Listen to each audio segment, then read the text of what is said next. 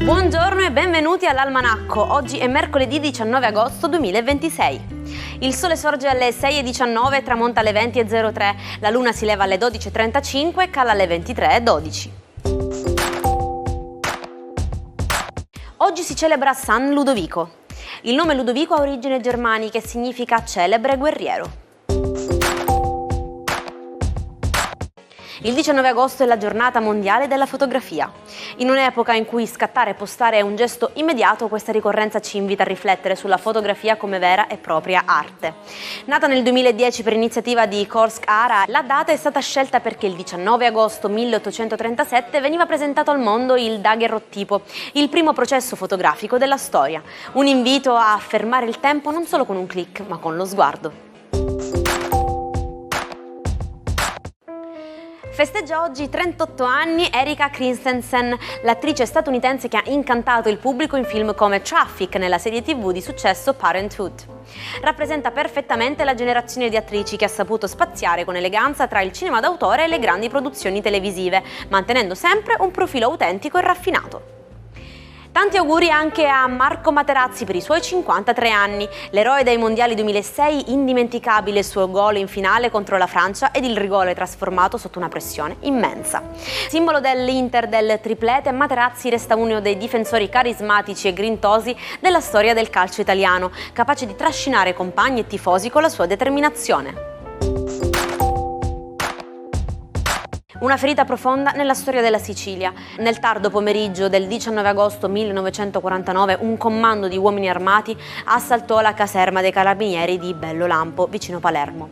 Fu una delle azioni più cruente della banda di Salvatore Giuliano, in cui rimasero uccisi 7 carabinieri.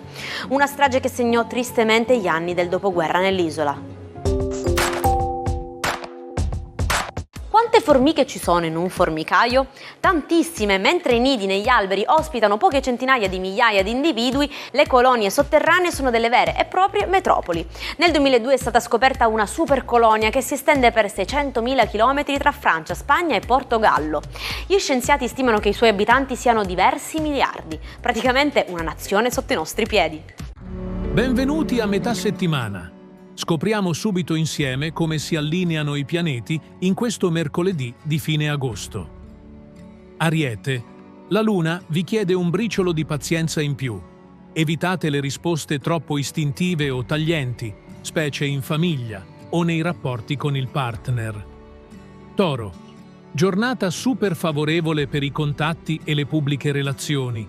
Se avete una richiesta da fare o un progetto estivo da presentare, muovetevi oggi.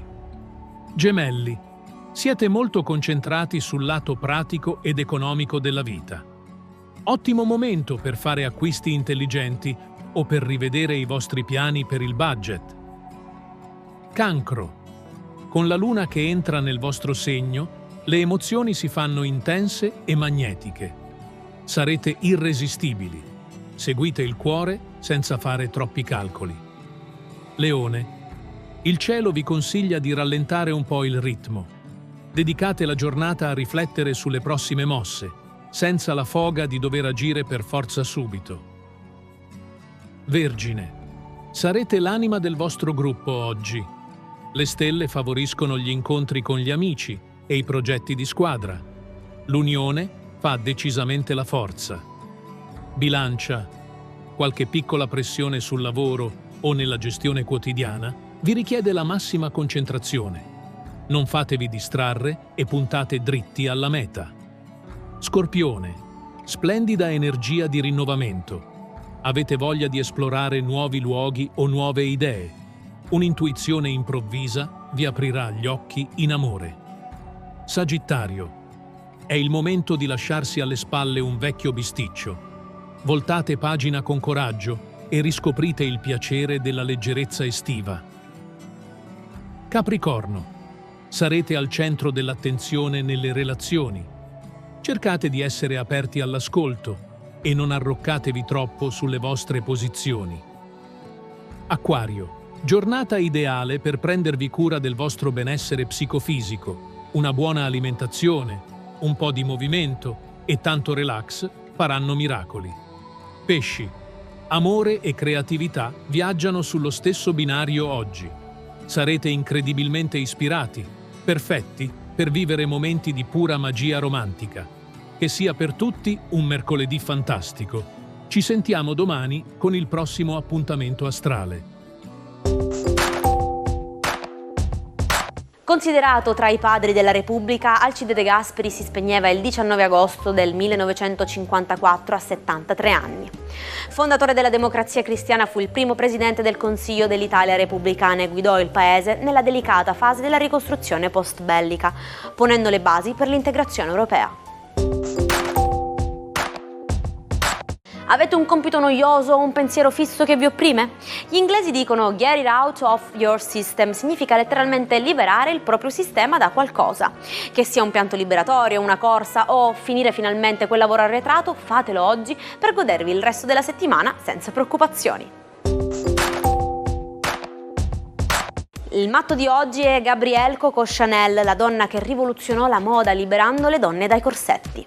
Cresciuta in orfanotrofio, trasformò il suo stile severo in un impero. Nel 1922 lanciò il leggendario numero 5, il primo profumo a portare il nome di uno stilista. Donna complessa ed indipendente, visse per anni in una suite al Ritz di Parigi. Il suo tailleur rosa restò tragicamente impresso nella storia addosso a Jackie Kennedy nel giorno di Dallas.